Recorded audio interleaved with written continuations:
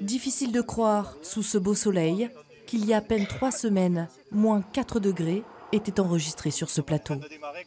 Les conséquences des gelées tardives, c'est justement ce que cette mission d'enquête est venue vérifier sur le terrain. Le phénomène reste inédit en Périgord.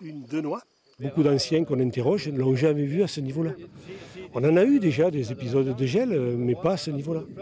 Et pas avec un impact aussi fort, parce qu'on a des destructions à 100%.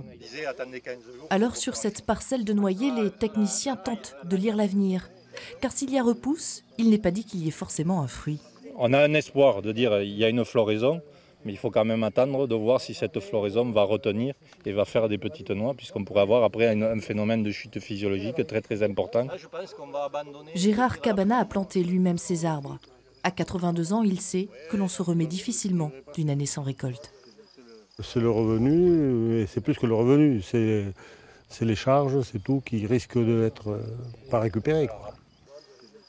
Après l'enquête de terrain où une quinzaine d'exploitations sera visitée, ce sera l'heure du bilan, au niveau départemental tout d'abord, puis national. La Commission nationale de garantie des risques agricoles se prononce en fin de période de production. Donc ça sera plutôt en fin d'année que les choses seront discutées à Paris, certainement confirmées, on verra comment.